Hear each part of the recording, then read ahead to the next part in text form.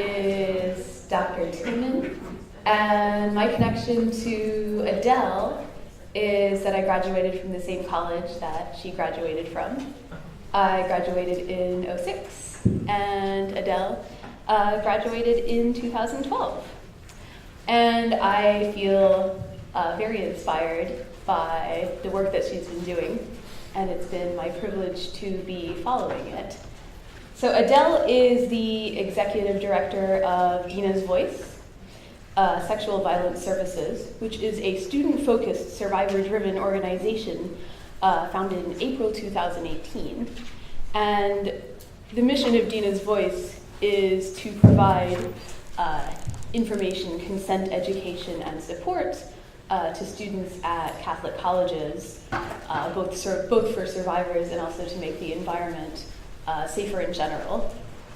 Adele Smith was inspired to begin this program by her own experiences as a rape survivor, as well as conversations with other survivors.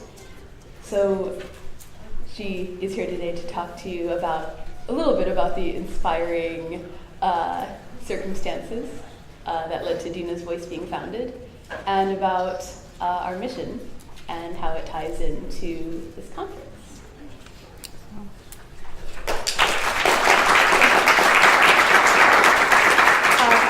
Thank you, Dr. Tillman. Can everyone hear me okay? Okay. My story as an advocate for sexual violence services on Catholic campuses begins with my own journey being a victim. As Dr. Tillman mentioned, I am a rape survivor. In October of 2009, just about 9 years ago, I was raped by my classmate, who by all appearances was a very good Catholic man from a very good Catholic family who attended our very good Catholic school. And when I was younger, the concept of rape seemed so far removed from any of my own experiences up until that point. Rape was something that happened when pillaging soldiers tore through enemy cities, and it was brutal and violent and graphic and tragic, and it existed in the peripherals of my life in a very textbook kind of way. It wasn't something that I had any remote, real knowledge of. And then one day I did, and one day everything comes zooming into a very crystal clear focus of what rape actually means. I wasn't able to confront what had happened to me until the following fall in 2010. And that's when I was finally able to verbalize that what I had experienced was, in fact, rape. For a year I'd been in denial. And again, because in my mind, rape was something brutally violent. It involved death threats and knives and strangers jumping out at you from a bush. And rape also involved you being pinned down even though you said no. And it involved your body hurting even though you said no. And it involved you feeling overwhelming senses of guilt because now you're not a virgin for your future husband out there, and you said no so many times and it still happened and you couldn't stop it, and you said no. And all of that came rushing at me, and I was able to finally accept that what had happened to me was rape, and I was a victim. And it's been a very bumpy road over the past 9 years. It's been a very large learning experience in a way that no one, regardless of gender or anything, should ever have to learn, yet we do. And then this past November, in 2017, I came forward to a Catholic blogger that some of you might be familiar with. Her name is Simca Fisher. And Simca had been looking to write about sexual violence on Catholic campuses. And I reached out to her, and then she asked if I knew of any other cases. And I said that there were a couple girls that I knew of, and I would ask them and give them her information if they wanted to reach out. and I only knew about one or two. And when Simca ended up publishing her article in January, it became a 3-piece part about Christendom College specifically, which is where I'm a graduate of. Where was it published? It was published on Simca's blog, which is, I think, just simcafisher.com.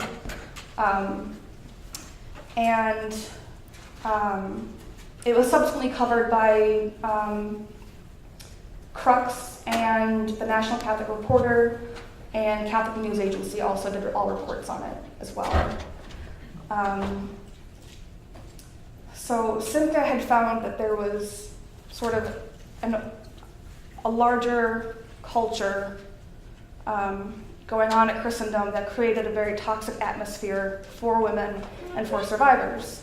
So her piece that had been supposed to be about just Catholic schools with different examples from different schools became a concentrated piece on Christendom College in particular.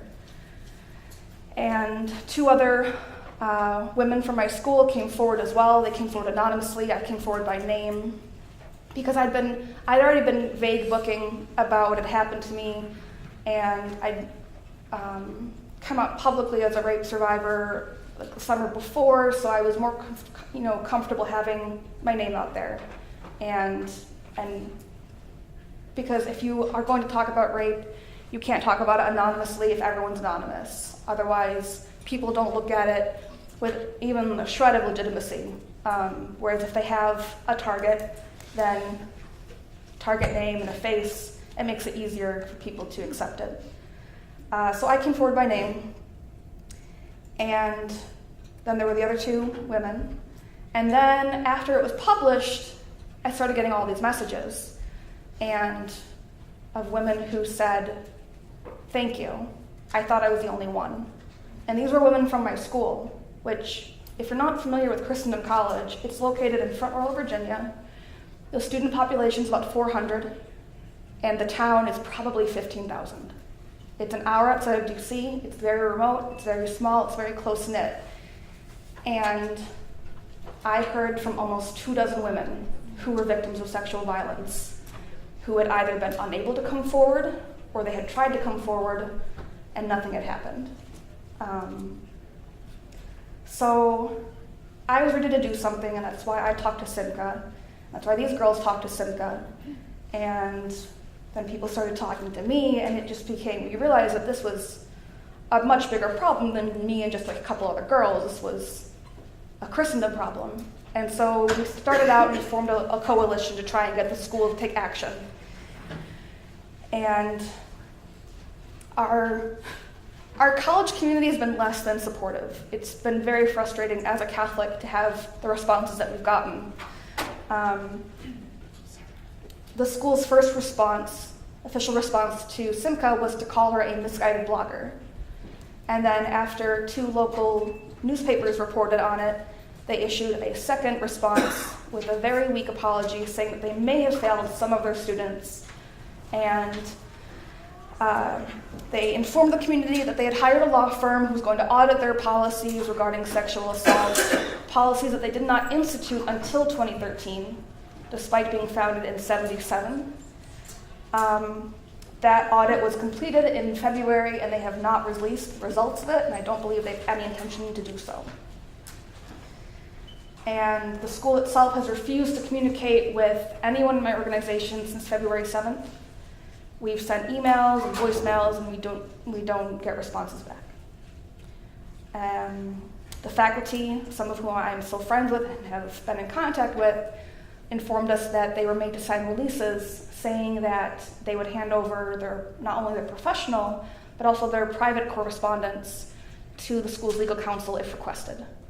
So I was told when I tried to text a professor of mine not to say anything that might be used against me. And then the school raised $40 million, and they held a gala in DC, literally with royalty in attendance, celebrating themselves, their president, and their efforts in Catholic education. They're planning on building a giant chapel on campus overlooking Interstate 66, but they do not have a nurse on staff full-time, and they do not offer any training services or consent education to students and they don't have any. That's a very conservative Catholic school, is it not? It is. It is very conservative. Not like Duquesne or. No, no, they're very. The marketing motto when I was there was "Breathe Catholic." It's very conservative, and they make it a point to let you know how conservative they are.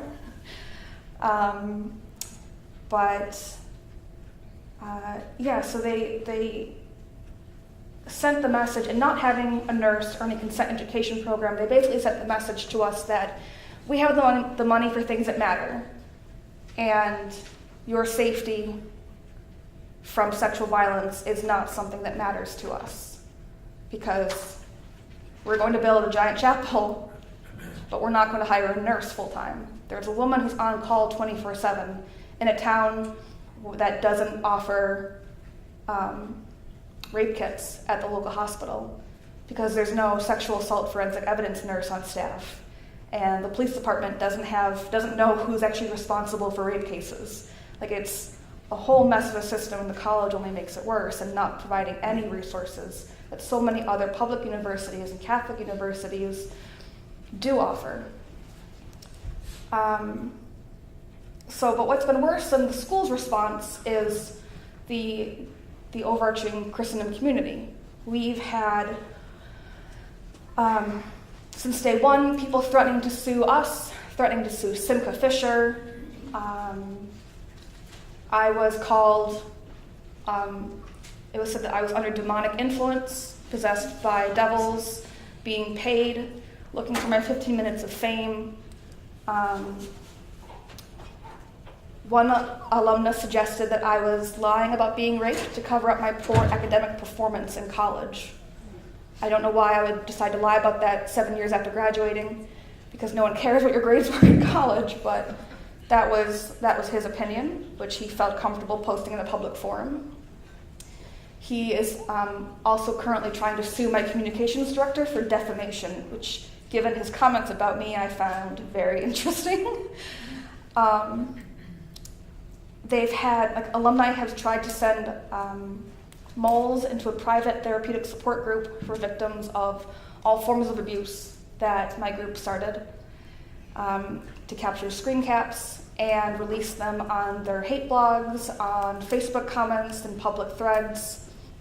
And these screenshots included people's personal survivor stories that they had shared in confidence in what they thought was a safe space, that had been infiltrated by people who think that we're out there to tear down good Christian education, and it's been very frustrating.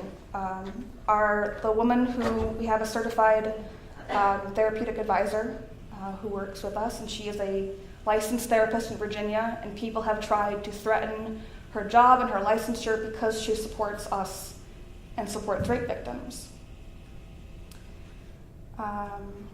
And then I was invited to speak at a vigil in Front Royal, Virginia for sexual assault survivors, and I was invited to speak as a survivor. I wasn't going as an advocate. I wasn't going to speak about the organization at all. It was never my intention, and I'm from Rochester, New York, and it's about 400 miles away. And I had there were alumni who were calling the hosting organization and told them that I was passing out flyers in town saying that the vigil was instead going to be a protest rally against the college, and somehow I was doing this from 400 miles away.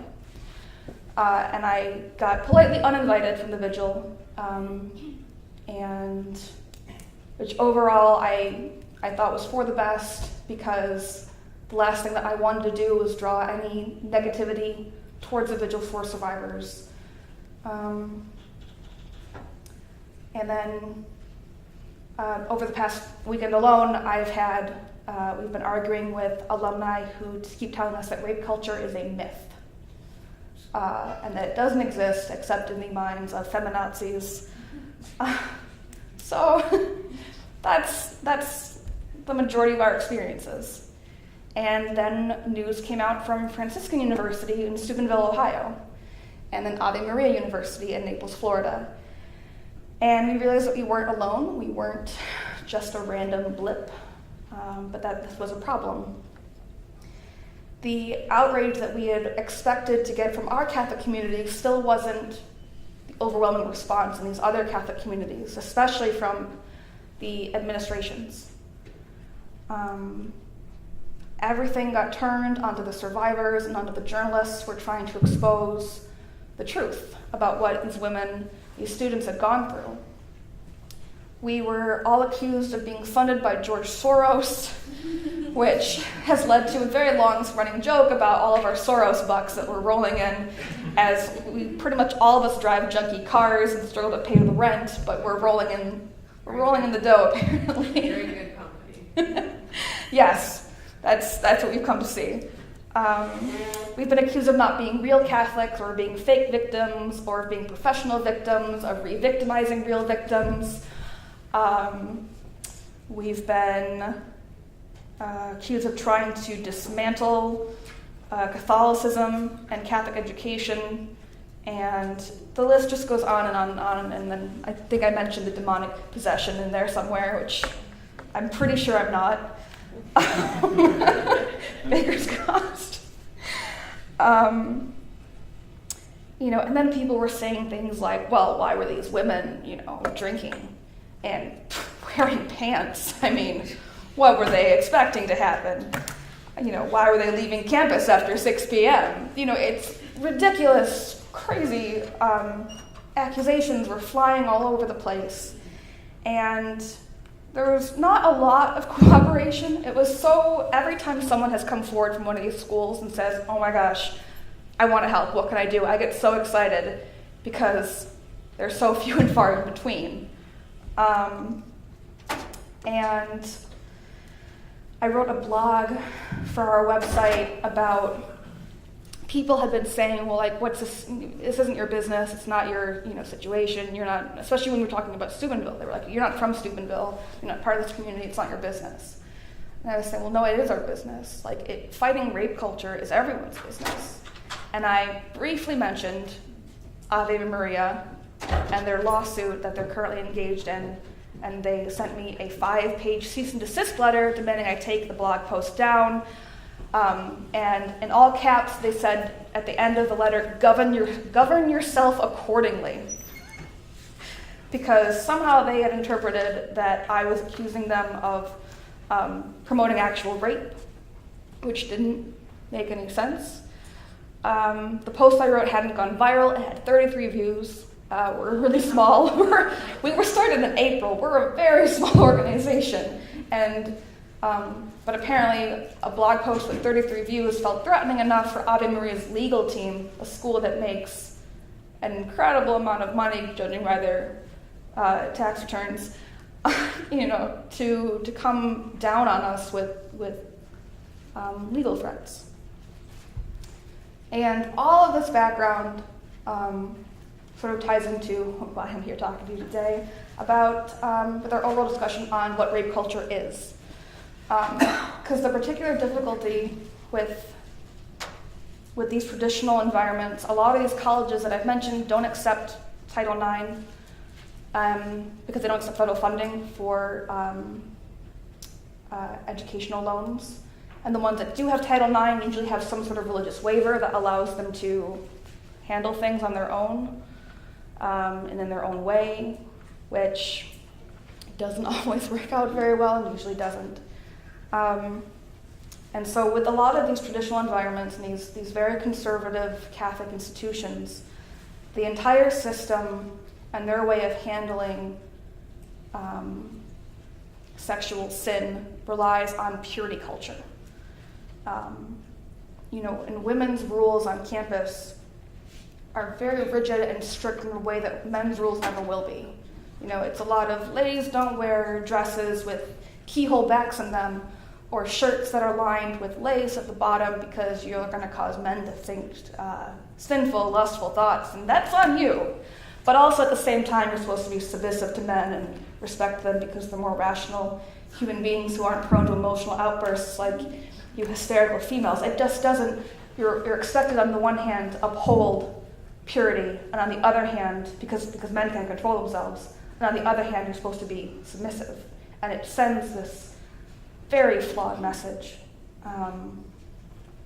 we got told that we can't talk about consent on Catholic campuses because talking about consent will encourage premarital sex somehow. Or we were told that things like, well, my daughter is safe because I've raised her the right way and she doesn't hang out with boys like those. As if you can visually clue in on whether or not someone is capable of attacking you. We got told stay away from the students who are drinking and the students who are smoking and the students who are playing poker and gambling, because those are all dangerous activities. And it just didn't make sense. And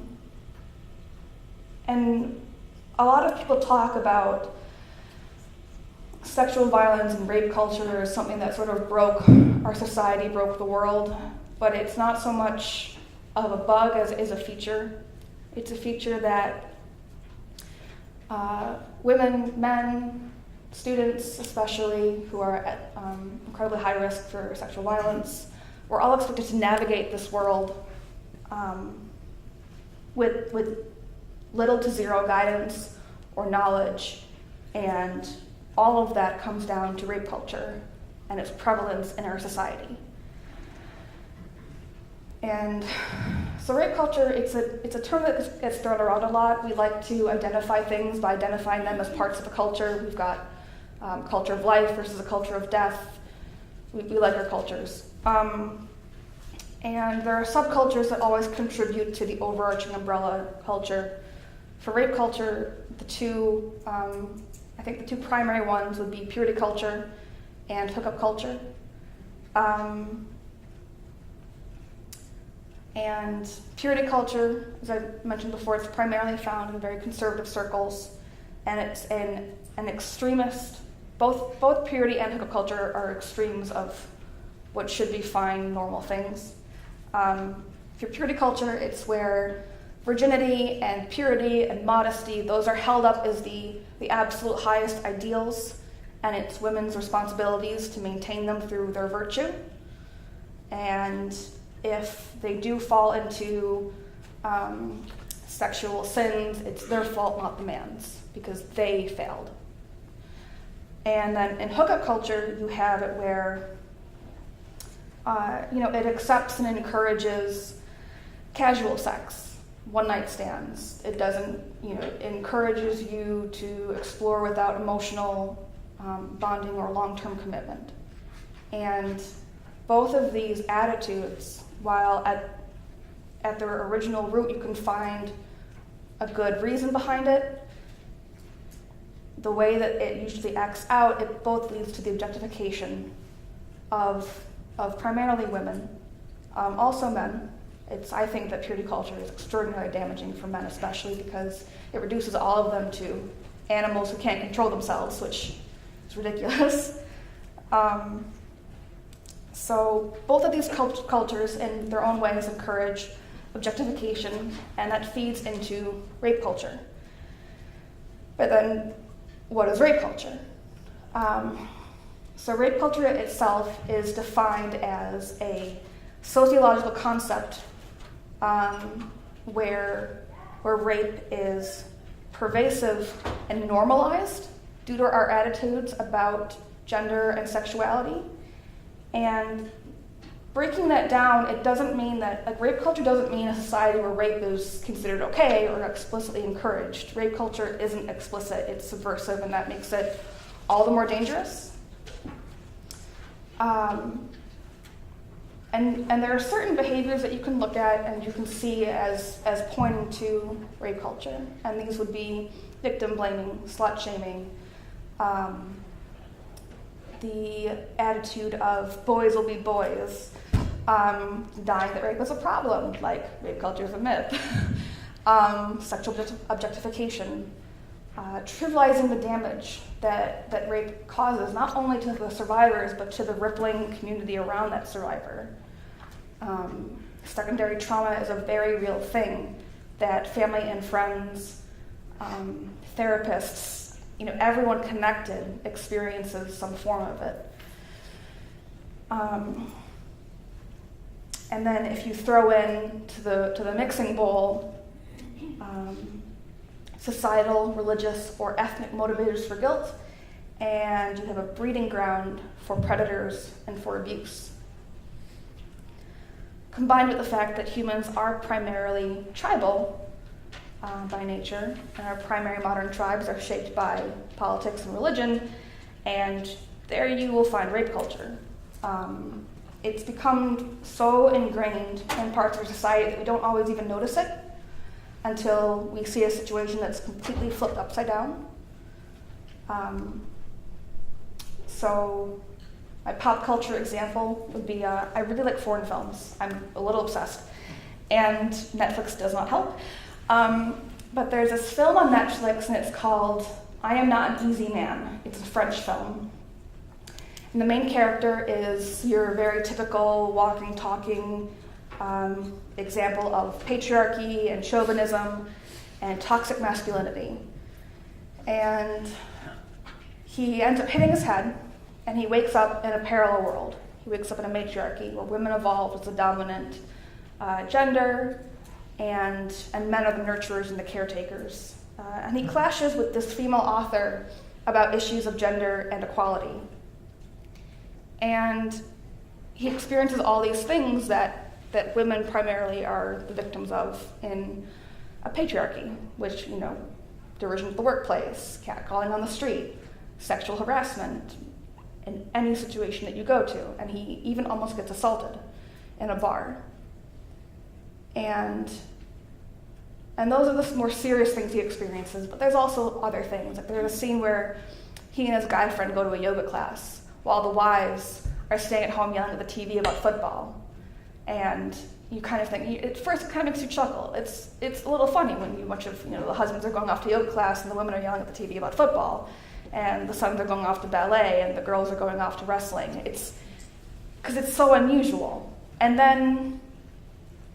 it draws you in, it lulls you into this very open-minded sort of a sense, and then you realize that all the serious issues that the movie is sending you, and it makes you reflect on what you have experienced, what you have done, what you accept as normal in a modern society. And you see that something's wrong, and the movie really demonstrates and sends home to you how normalized something not very normal has become. So, over the past few years, Me Too, and more recently the Church Too movements with the sex abuse crisis that has become very publicized lately, there's a divide that starts to emerge between people who believe survivors and people who support the accused. So there's not a gray zone. There is no neutral zone. A lot of people think that there can be, but there can't. John F. Kennedy said that the hottest place in hell is reserved for those who, in times of great moral crisis, maintain a neutrality. He thought Dante said it, but he's actually the one who said it. And then Desmond Tutu has a quote that I also really like about neutrality, and it's if you are neutral in situations of injustice, then you've automatically chosen the side of the oppressor. If an elephant has its foot on the tail of a mouse, and you say that you are neutral, the mouse will not appreciate your neutrality.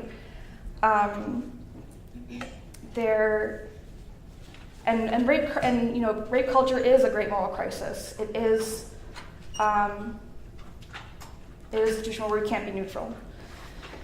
And as an advocate, and as a survivor, and as a Catholic, and as a human who's just opposed to violence, I see my role as one of always believing and supporting survivors. And other people will say, well, no, I stand with the accused because, in a sense, it kind of boils down to feeling like some aspect of your tribe, your church, your political party, something is under attack. And from Weinstein to Kavanaugh, there's a phrase that everyone likes to bring up. And they go, what about due process? And as a really quick aside, I think it's so much easier for us to think that we're being attacked from the outside in than we think that we've got monsters in our midst. And I do think that's at the root of a lot of people who deny that it's a problem, because we simply don't want to accept that it is one. But back to due process, people always bring it up as if the two are incompatible, and I don't think that's right. I think it is possible to believe survivors and uphold our legal system, because there's believability and then there's provability. And believing a survivor is something that we ought to do as a community, as a society, as a tribe. We have a responsibility to support one another, to protect the weak and the vulnerable, and proving innocence is something that we leave to our investigators, our judges, our juries. And if we're not part of that process, if you're not part of that legal process, it's not your position to grill a survivor on their authenticity. It's your role as a member of their society and of their tribe and of their community to support them in whatever they need. You don't always know if someone's telling the truth, but statistically they most likely are.